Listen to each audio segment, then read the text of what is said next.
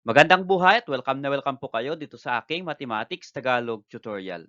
Sa video na ito ay papaliwanag ko po sa inyo about the different properties of the operations on the set of integers. So magpipresent po ako ng different examples at ipapaliwanag ko po sa inyo lahat po ng properties of the operations of the integers. So sa ating pong examples, yung first column, ito po ay given.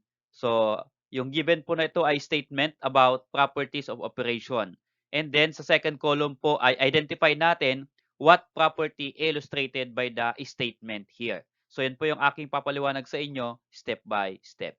Okay, so let's start. Determine the property of operations on integers that justifies its statement. Again, yung first column, ito po yung statement.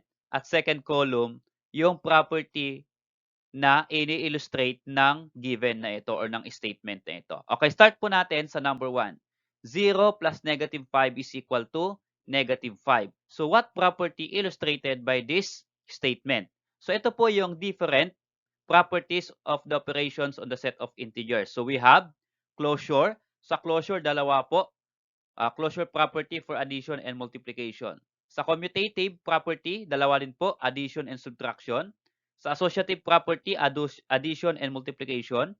Distributive property, this is addition and subtraction.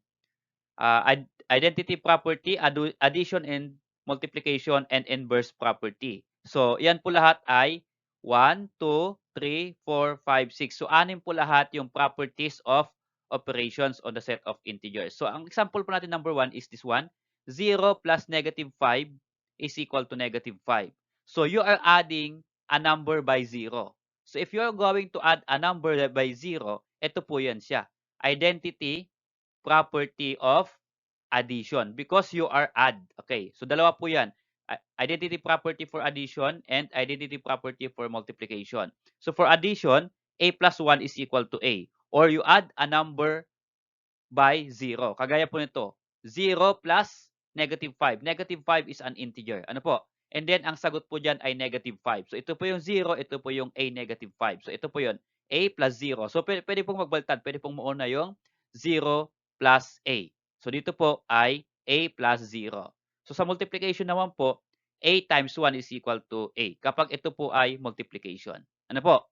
Okay, so, our answer for number 1, the property is identity property for addition. So, ilagay po natin yan. Okay, so how about this number 2? 2 times 5 minus 7 is equal to 2 times 5 minus 2 times 7. So, ano po kayang property ang ini-illustrate po nitong statement na ito? So, again, itaas ko po. Yan. Ito po yung ating given. Okay? At mamimili po tayo dito po sa properties. Okay. So, 2 times 5 minus 7 is equal to 2 times 5 minus 2 times 7. So, ano po yung ginawa niya dyan? Ganito lang po yun. Ang ginawa niya po dito ay mag-multiply lang po. 2 times 5, ito po yun. And then, 2 times 7, ito po yun.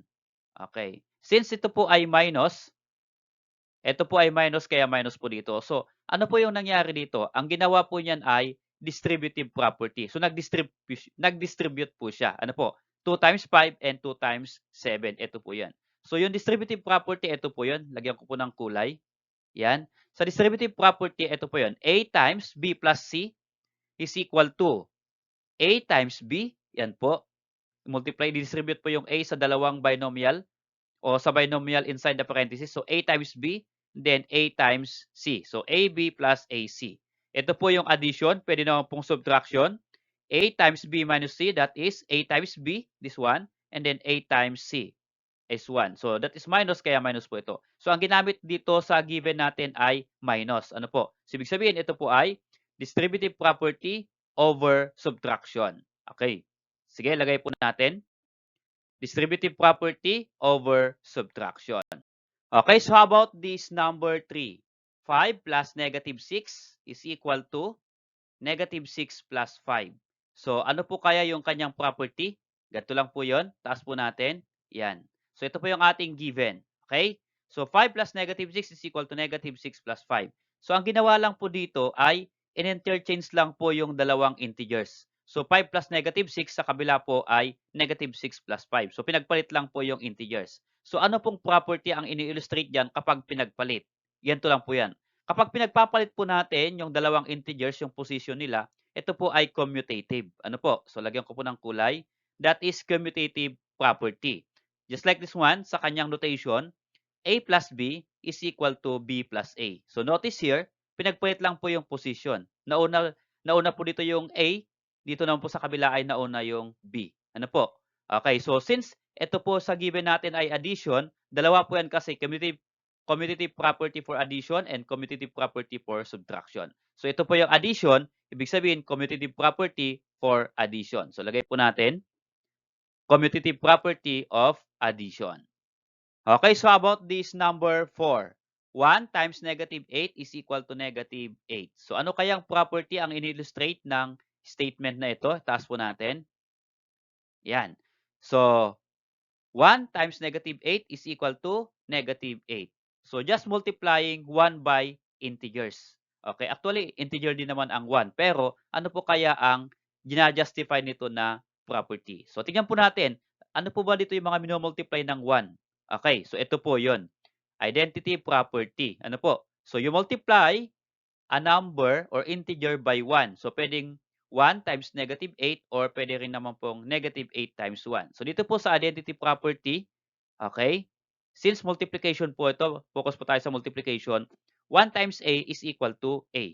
So any number multiplied by 1 is equal to the number itself. Yan po ang identity property for multiplication. So ilagay po natin, identity property of multiplication. Okay, so how about this number 5?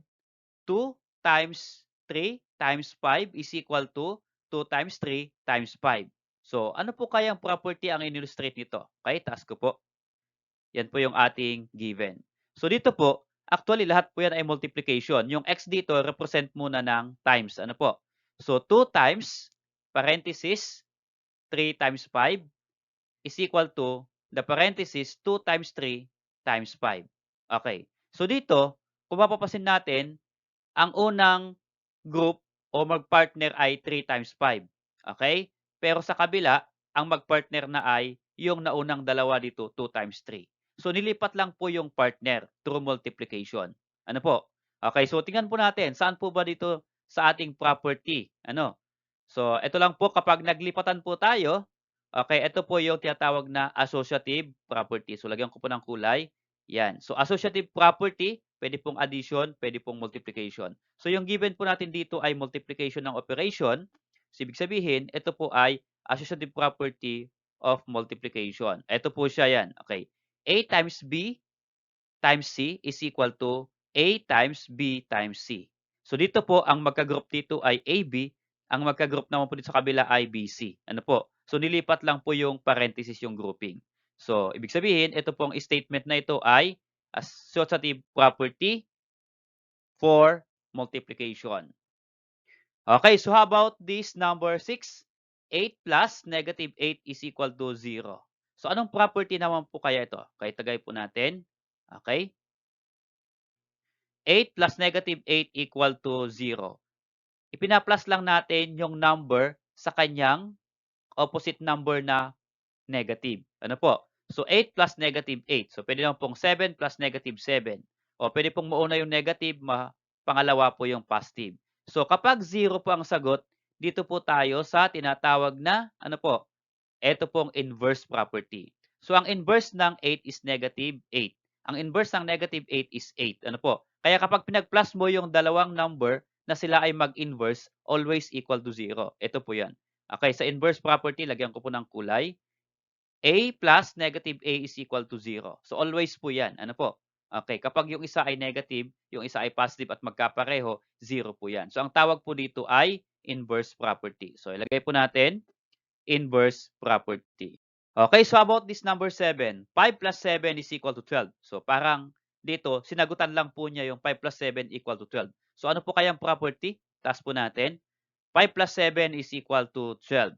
So, kapag pinag-plus po at sinagutan niya, ibig sabihin, closure po yan pag nagsagot. So, dalawa po yung closure natin. Pwedeng addition. Ito po, 5 plus 7. Ibig sabihin, closure property for addition po ito. pwede naman pong multiplication. Halimbawa po ay 2 times 3 is equal to 6. Ano po? So kapag sinagutan po niya yung integers na addition or multiplication, yan po ay closure. Ano po? So lagay po natin closure property. Ayan. So closure property. So ito na po yung different properties on the operation of integers. Salamat sa panonood. Kung nagustuhan mo yung video na 'to, please click like and subscribe kung bago ka pa lang po dito sa aking channel.